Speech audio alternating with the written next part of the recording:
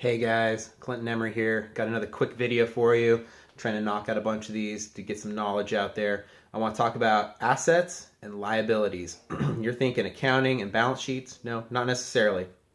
If you've taken accounting, you have a mindset of what an asset and a liability is. If you haven't been a business major, you have an idea that, like, your parents have said your home is an asset, etc. Really, I want to dispel that right now. Okay, so the place you live that takes money out of your pocket, that is a liability. Okay, it's all going to come back to money.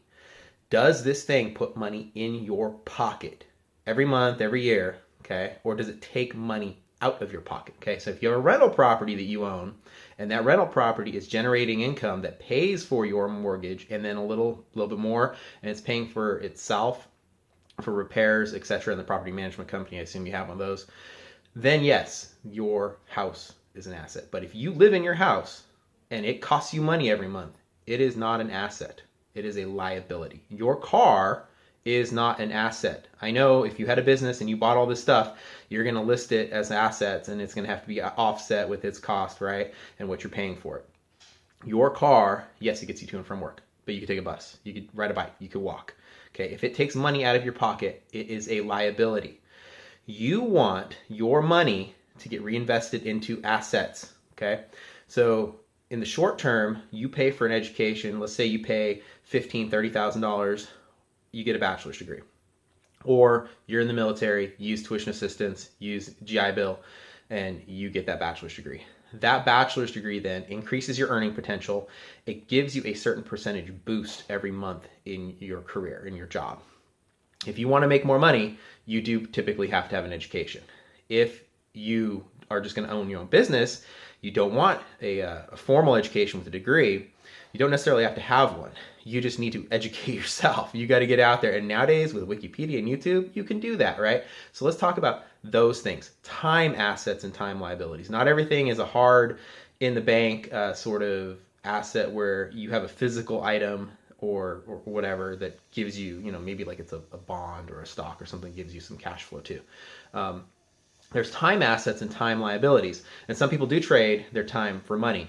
Something that takes you 15 minutes a day could earn you a significant income. Okay, so maybe you have some skills like guitar teachers, they teach and they have a job, maybe some guitar repair, maybe you're a handyman too. A lot of people nowadays have multiple jobs going on. Okay, some people work a job and then own a side business. Okay, so is this thing an asset or a liability when it comes to time? How much time do you spend trying to generate that revenue from this thing that you're doing? Is that the best choice? Okay, there's only so many hours in the day, so many days in the week, and days in your life. You only have so many moments.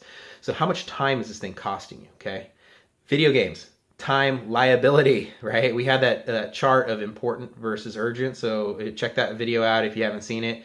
That is a time suck. There's people in your life too. Okay. There's people who add negatives to you. Okay, they just suck energy out of you even. Okay, so there's a quad chart I put up earlier, adding negatives or taking away negatives. Some people add negativity to your life. Some people just suck the positivity out of your life too. Don't play that game. Separate yourself from those individuals. There are psychic vampires out there. They're just going to drain you. They're not going to encourage you. They're just going to be negative Nancy's, or they're just going to take your resources because you spend so much time trying to fix them. Don't try to fix people, right? Like the pearls to swine thing, right? Don't mess around with that. Put your 2 cents in. Say, hey, find me if you want me to work on this with you, but don't waste any more time, right? You're just an enabler if you do. Look for those people who add positivity to your life, people who encourage you, people who want to see you succeed, okay? Partner with them and succeed together. Use synergy, right? Okay, so how much can one ox pull? Typically a car. You think 2 ox, how many cars can they pull? 2 cars? No. It's like an exponential increase. It's like 8 cars or 11 cars or something crazy that you wouldn't even believe. It's multiple tons. So when 2 people get together, right? Iron sharpens iron as one man sharpens another man. Get out there, have some positivity, and kick butt and take names, right? So your activities, they don't always equate to cash in the bank, okay? But it does equate to you being happier. Money and happiness don't necessarily go hand in hand. You need to be able to feed yourself and feed your family, but money does not always buy happiness. It does buy guitars if you want to buy one, but that's a commercial. So think about this, okay? Are the people in your life or the activities that you're participating in, are they adding or taking away from your life? The thing that you're spending your money on, is that thing putting money back in your bank account and then some, or is it taking money away that you're never going to see again? Okay, food for thought. If you want to discuss this further, post in the comments section wherever this is being posted. Let me know if you have any questions. And Clinton Emery signing off. Thanks, guys. Bye.